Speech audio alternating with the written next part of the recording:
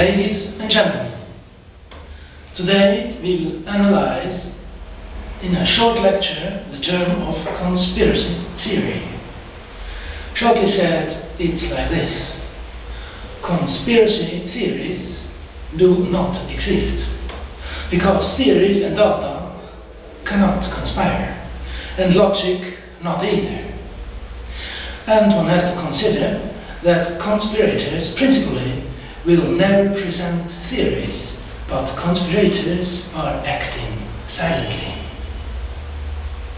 So, how was it possible that this impossible term, conspiracy theory, has been created?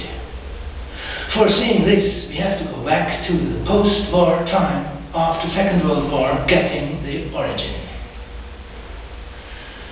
Since 1946, since the Nuremberg trial, which was manipulated commonly by USA, England and Soviet Union, and where only Germans were condemned, this term conspiracy theory is used in the world because many scientists and authors don't want to accept the contradictions of this Nuremberg trial.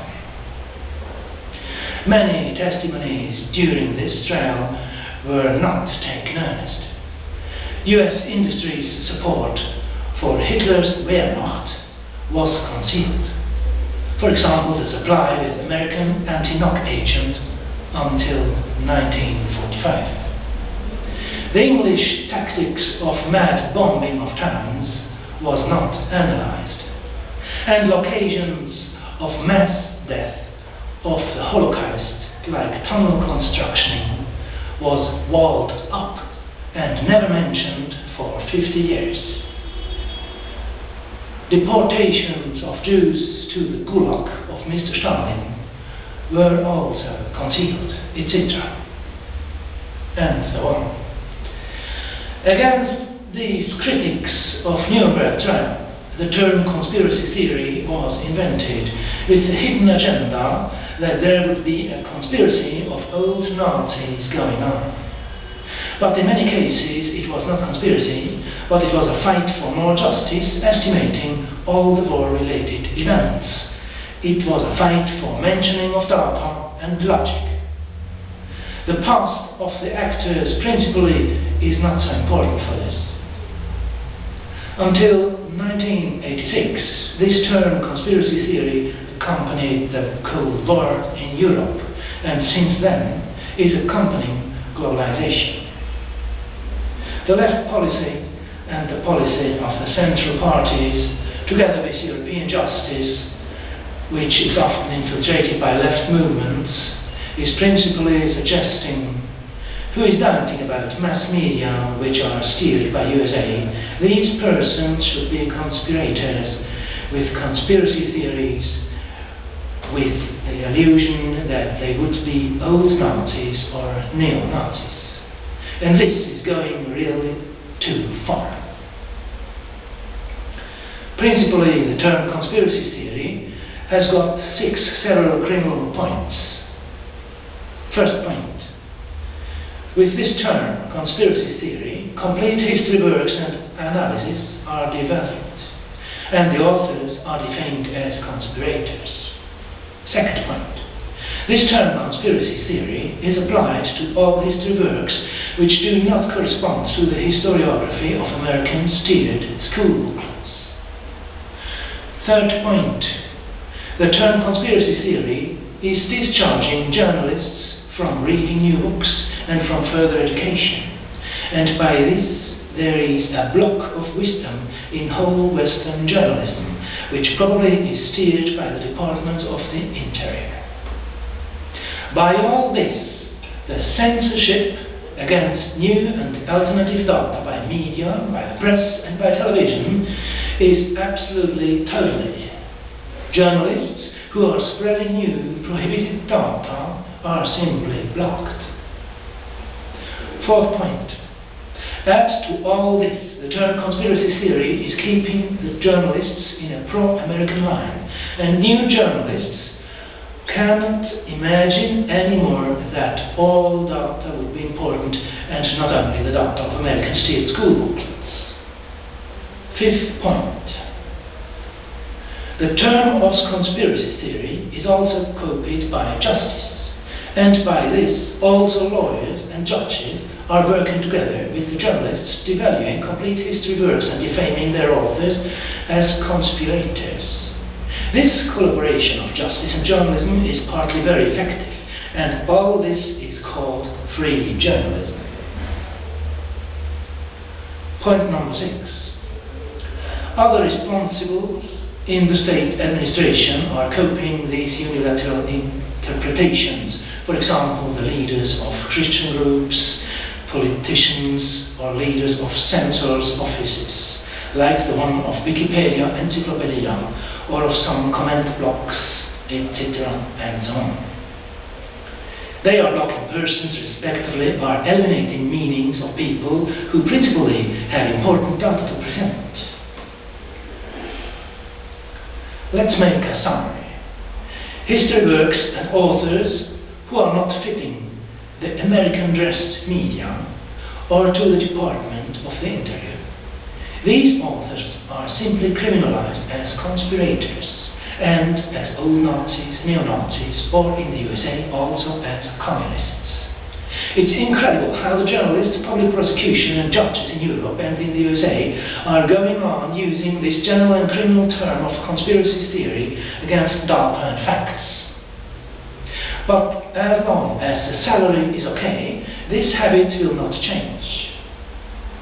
Let's have a look at some examples. Above all, the following things are qualified to be conspiracy theories. All alternative data about Holocaust, which are not fitting with the Auschwitz trial of the 1960s. All data proving that Gagarin was never on a flight. All alternative data proving that the moon landings of the American astronauts are wrong.